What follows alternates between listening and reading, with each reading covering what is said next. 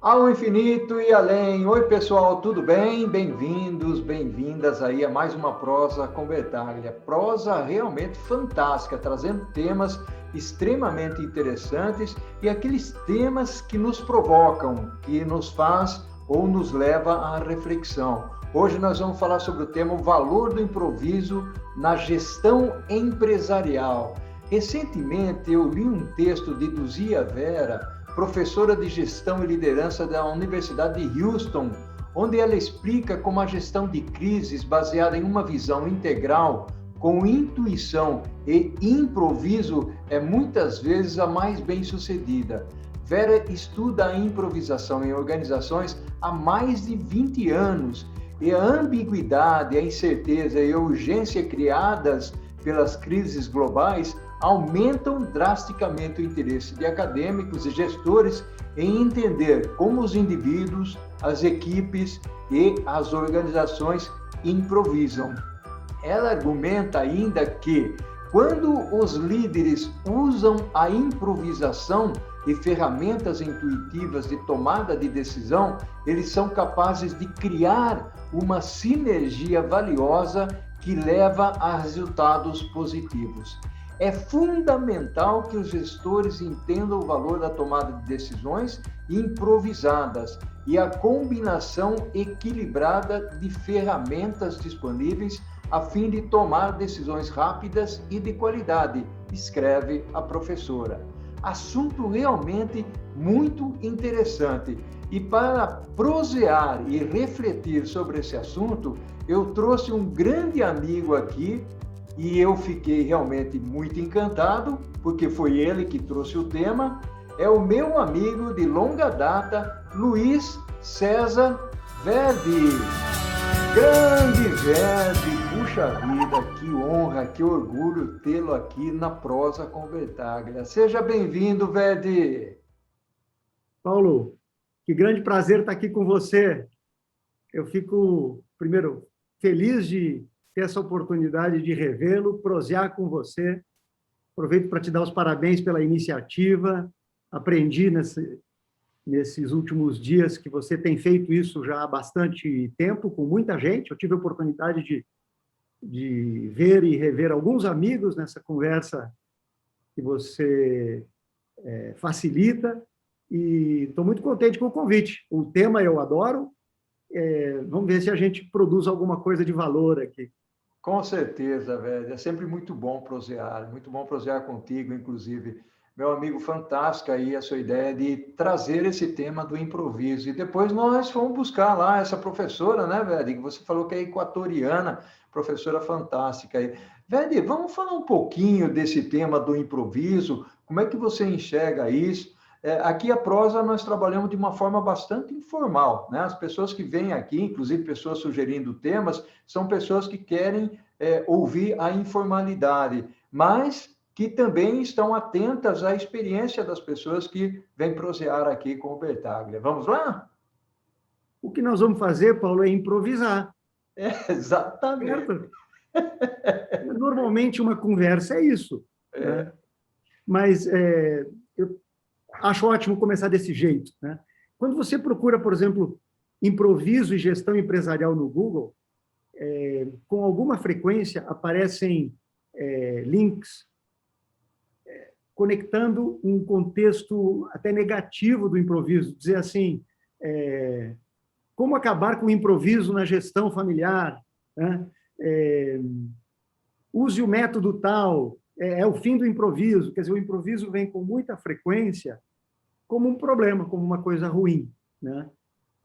Quando você olha no dicionário, improvisar é assim, fazer às pressas, fazer sem planejamento, né? E é isso mesmo. Né? Mas também tem o contexto de improvisar como criar na hora, criar no momento. Né?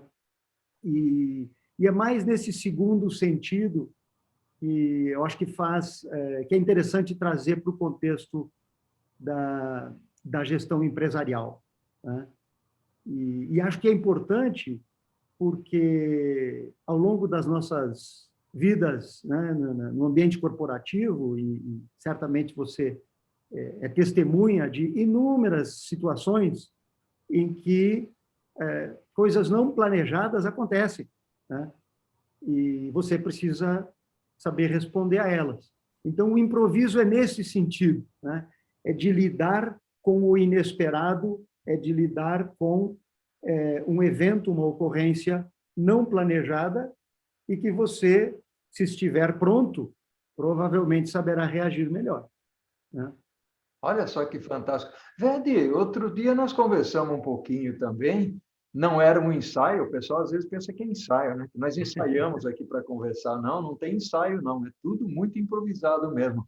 Mas você fez uma analogia, um comentário comigo sobre a orquestra, né? E eu gostei muito, você falou do jazz, da orquestra, eu gostaria que você repetisse esse texto ou essa fala dentro do contexto aqui nosso, para as pessoas que acompanham aqui a Prosa com Betaglia, pode ser? Claro, com certeza. Na realidade, esse tema me ocorreu, né, a partir de mais do que uma situação, mas a primeira, né, em que, num contexto de reunião de grupo, numa empresa onde eu trabalhava, né, um líder, na época, mencionava, disse assim, olha, eu gostaria de ver essa empresa funcionando como uma orquestra, né? E com isso, com essa imagem, ele traz uma série de coisas, né? Isso é, músicos extremamente preparados, que sabem a sua posição, a hora de entrar, a hora de parar, né?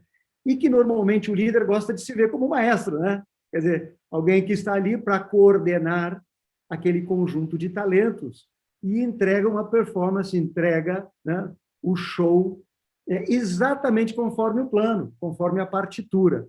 E, aliás, é um espetáculo belíssimo. Eu, ao longo dos meus múltiplos anos aí de vida, tive a oportunidade de assistir muitas orquestras e adoro fazer isso, né? Um concerto sinfônico é uma experiência fascinante, né? Ainda mais para quem gosta muito de música e tem uma extrema dificuldade de tocar qualquer instrumento. Então, eu acho aquele negócio fantástico, maravilhoso, né? Mas acho que a analogia talvez possa ter funcionado no passado, hoje eu acho que ela não é mais válida, né? Porque dificilmente você pode imaginar que a empresa está toda diante de um script, né, de uma partitura, em que todos sabem precisamente o que tem que fazer e qual é a hora de entrar, né? E o que tem que tocar, né? Então, eu acho que transpor a analogia da orquestra sinfônica para uma banda de jazz faz mais sentido, né? A banda de jazz é aquele grupo que dá mais espaço justamente para o improviso, né? Para as performances individuais nos momentos certos, né? E que também, curiosamente, não tem maestro, né? As big bands dos anos 50 e 60 e tal, muitas tinham um condutor, mas depois o condutor foi desaparecendo. Às vezes tem um músico que lidera, né? E às vezes até a liderança é rotativa, que é um tema para a gente tocar também. Mas o jazz é, digamos, a forma musical mais livre e que mais permite o improviso. Então, eu acho que a analogia fica mais bacana com a banda de jazz do que com a orquestra sinfônica. E você Faz sabe, sentido? é um assunto fantástico, realmente é bacana. Uma das coisas que eu admiro no ser humano é exatamente isso, a perspectiva de ver as coisas de uma forma diferente, né? Ou seja, nós até, como líderes convencionais, tradicionais, a gente sempre aprendeu exatamente essa frase que você acabou usando aí, trazida pelo seu líder, que as empresas deveriam ser orquestradas. E tantos projetos tiveram nomes vinculados às orquestras, às filarmônicas, exatamente porque tinha todo esse conceito, a partitura a ser seguida, o camarada que tocava direitinho aqui, o outro que tocava direitinho, horário de entrar e tudo mais, né? E aí vem, eu gosto tanto das orquestras, como você falou, quanto do jazz. E realmente, o jazz tem uma característica um pouco diferente, onde ele surpreende, né? Ele surpreende exatamente pelo improviso e a criatividade, no momento que você não está esperando aquele camarada entrar e tocar ali uma harmônica de forma diferente, ou coisa desse tipo, né? O Verdi, dentro dessa... Paulo, o que não quer dizer que os músicos não precisem ter preparo, né? Eles Exatamente. precisam se preparar muito, tem que ser excelentes na técnica, no domínio do instrumento, né? O improvisar não significa bagunça completa, né? É justamente o contrário, né? Uma boa banda, ela funciona porque eles têm boa integração, ouvem um ao outro enquanto estão tocando, né? E tem gente que faz um pouco da cozinha, né? Que dá o ritmo, que dá a harmonia. E aí, quando alguém vai fazer um solo, faz dentro de determinadas regras, que às vezes são até invisíveis para quem conhece menos e mais visíveis para quem conhece mais, mas o que permite justamente que a coisa funcione, né? Aliás, é muito legal isso que você trouxe, Velho, porque ele permite que você vá além de alguma coisa muito pragmática, ou seja, você consegue trazer as habilidades e as competências das pessoas num momento de improviso, mas não significa que isso não vai fazer um bem para a organização, já trazendo para o contexto da organização. Bacana, gostei muito do que você falou. E aí, Oved, você acha que os líderes convencionais, né, eles têm espaço para poder usar esse tipo de conceito, ou mesmo que seja um conceito híbrido, tem momentos que você tem que ter a orquestra, não tem jeito. E tem momentos que você tem o jazz, tem que usar o jazz para poder fazer com que a organização flua, né, e traga aí as decisões mais coerentes possíveis no contexto organizacional. Como é que você enxerga isso, o Verdi? Então, Paulo, eu acho que para que uma organização tenha essa competência, né, de lidar bem com situações não planejadas, né, e que acontecem normalmente na relação com o mundo externo, né? Alguma mudança que acontece com o seu cliente ou com o seu mercado, um novo competidor, quer dizer, são coisas que você não planeja e não controla, né? Então, para lidar com isso, né, você tem que dar liberdade para todas as pessoas, para os líderes, para os gestores, né, para todos os colaboradores de uma organização, lidar com o inesperado, né? Mas essa liberdade não significa deixar com que cada um faça completamente de acordo com, digamos, o que lhe ocorre no momento. É preciso ter o ritmo, né? É preciso ter alguns instrumentos que seguram o andamento da música. Isso é, as pessoas precisam saber qual é a estratégia da empresa e para onde ela quer ir. Perfeito. E dessa forma você pode reagir sabendo que você está optando por B e não por A ou C, mas B está alinhado com a estratégia, né? Então, no meu ponto de vista, um instrumento que eu gosto muito, que eu acho muito bacana, né, para ajudar na gestão, é o famoso Balance Scorecard, né? Então, o BSC é uma espécie de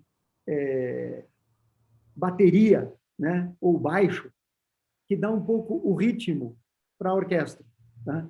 Você sabe quais são os principais indicadores e o que aquela empresa pretende ou se propõe a produzir, né, de resultados para os clientes, para o mercado, para os seus acionistas, investidores, para os colaboradores, para a comunidade onde ela está inserida, enfim, você sabe o que você precisa produzir. Mas aquele não é um script completo, acabado e detalhado, né? Mas ele serve como um guia para todo o time que no momento, né, que precisa tomar uma decisão ou diante do inesperado, você vai fazer escolhas com aquele norte em mente, né? Então, diferente do que... Quando eu comecei a trabalhar, Paulo, já tem bastante tempo, Tinham empresas que tinham um departamento de organização e métodos. Né? Eu já trabalhei em organização. Você também já trabalhou em empresas que tinham um departamento de organização e métodos. Né?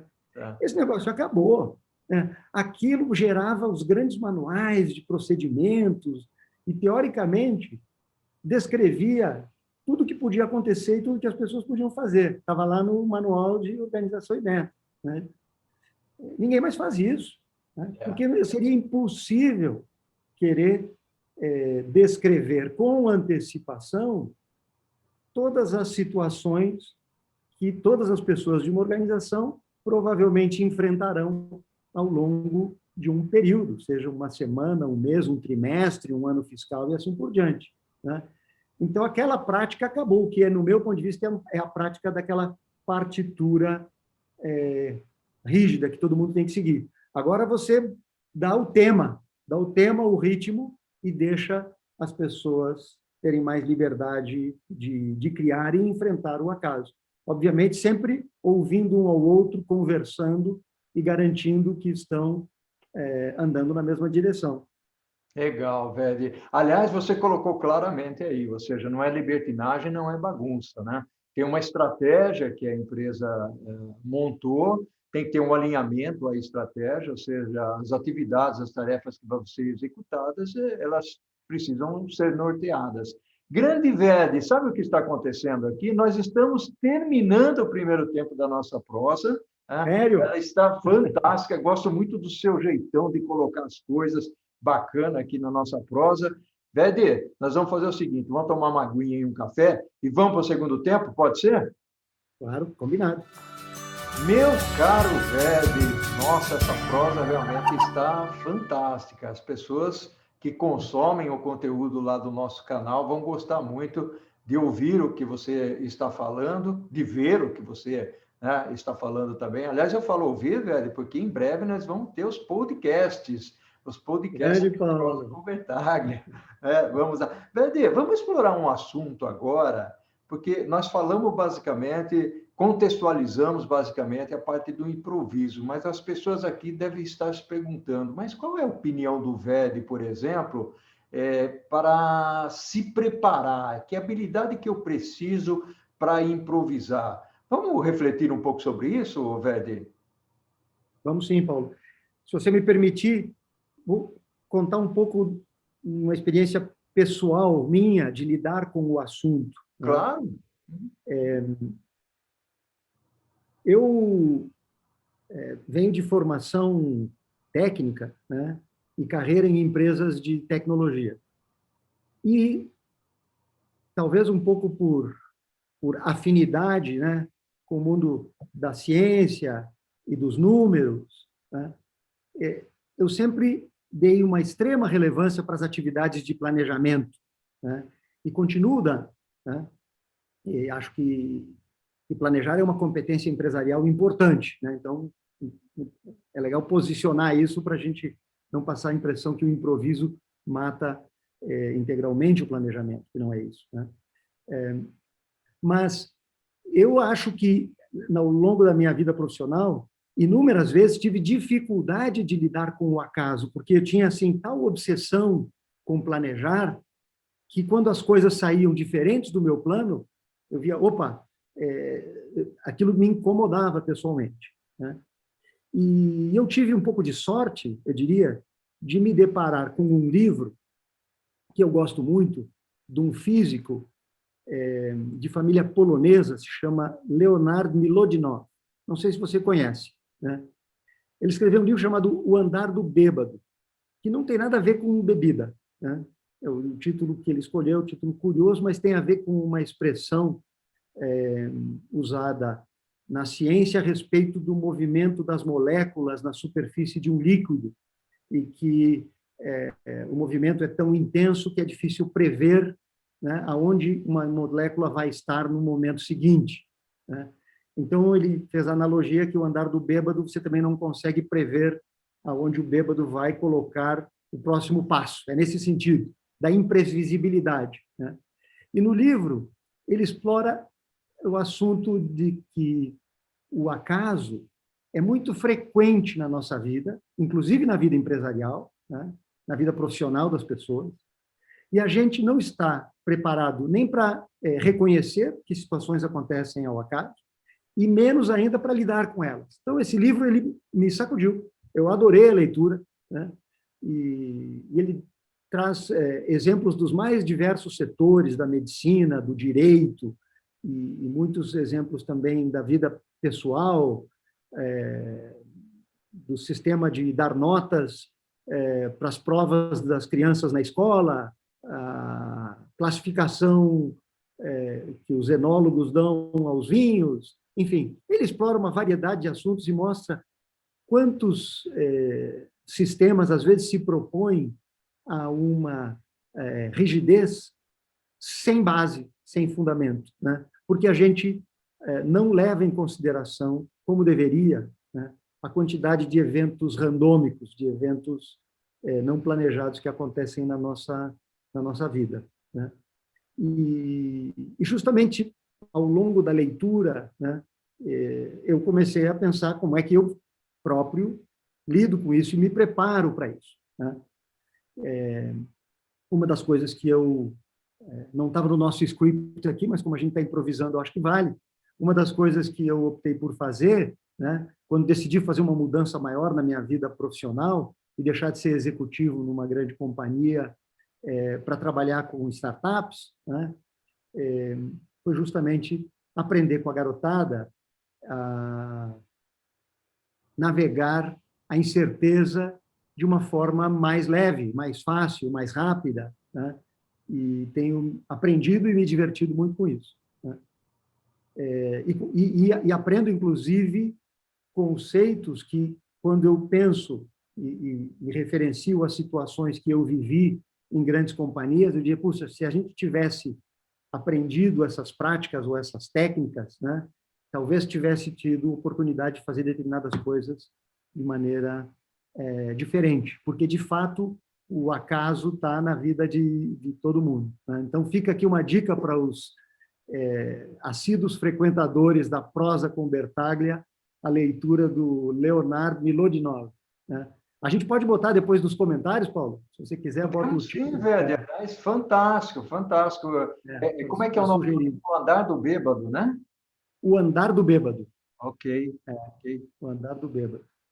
E justamente ao comentar sobre essa questão de lidar com o acaso, né, e reconhecer o acaso, eu acho que talvez a primeira habilidade que a gente precisa desenvolver é essa percepção de que coisas não planejadas podem acontecer e que o mundo é assim, que a gente não controla tudo, né? E não é para se frustrar com isso, ao contrário, né? Diante do inusitado, diante do não planejado, ver, bom, o que eu faço com essa situação, qual é o melhor resultado que eu posso tirar dessa situação a partir de um evento não planejado. Então, acho que a primeira habilidade é essa, de desenvolver essa percepção que essas coisas podem acontecer e tomar o lado positivo delas, não se frustrar, como eu muitas vezes me frustrei no passado, dizendo, nossa, como aconteceu isso, como é que eu não previ? A gente não consegue prever tudo, e o mundo é assim, a gente não será capaz de prever tudo.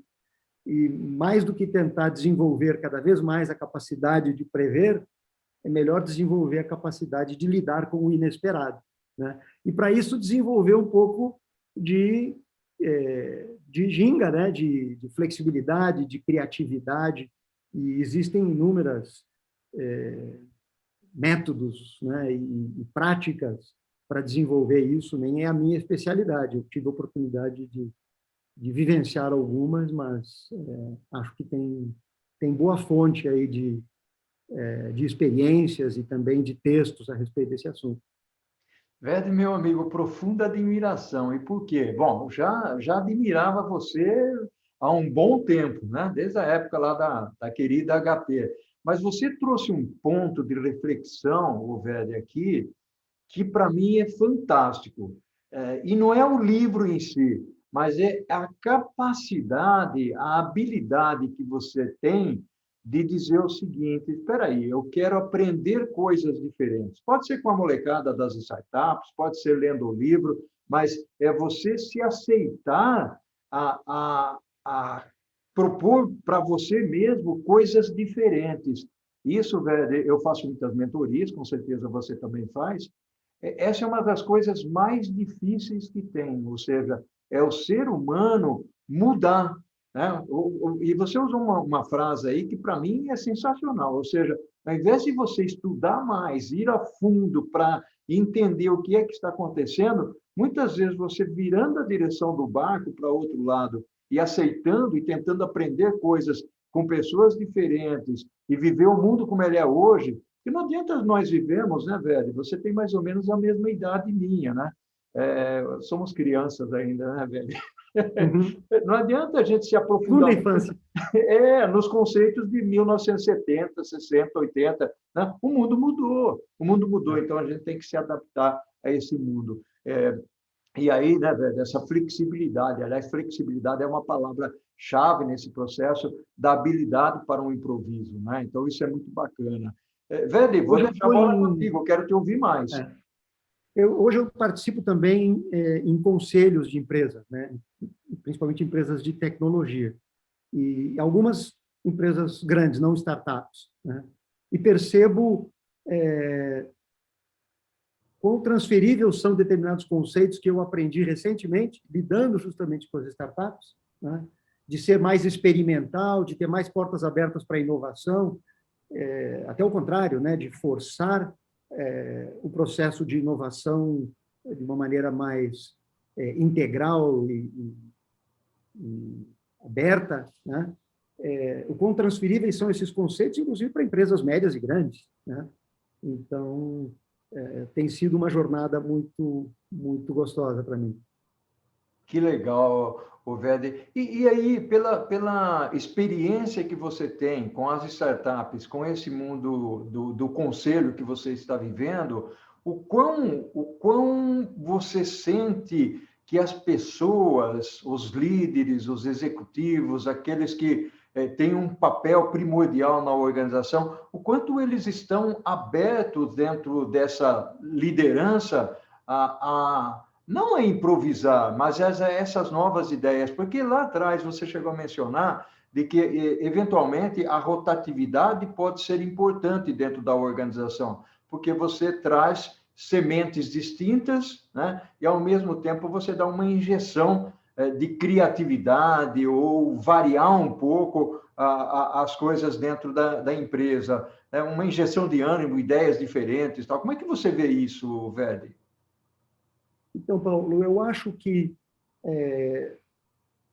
conceitualmente, os líderes, de maneira geral, estão todos abertos, né? Uhum. Querem incorporar novas práticas, compreendem a necessidade de incorporar novas práticas, então, entendem bem o conceito, né?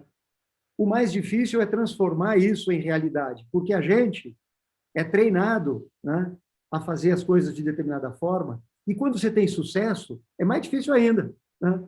Porque você acha que aquele é o jeito certo, né? Como se fosse o único, né? Então,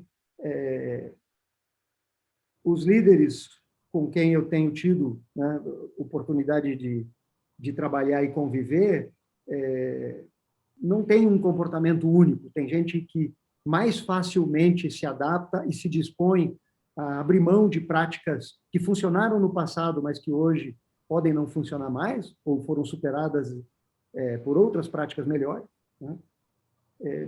E outros que têm mais dificuldade, né? Então, eu diria, estão, de maneira geral, todos abertos a fazer diferente, mas alguns conseguem, com mais facilidade, se transformar, outros menos. É uma coisa natural do ser humano, né? Como eu acho que como seria de se esperar.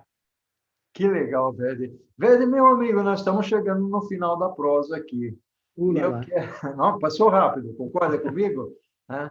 E eu gostaria de ouvir de você, Verde, algumas últimas palavras com relação a esse tema, que para mim foi fantástico. Uma escolha assim pontual, né, a dedo, muito bacana mesmo para poder compartilhar aqui com o público que acompanha a prosa conversável.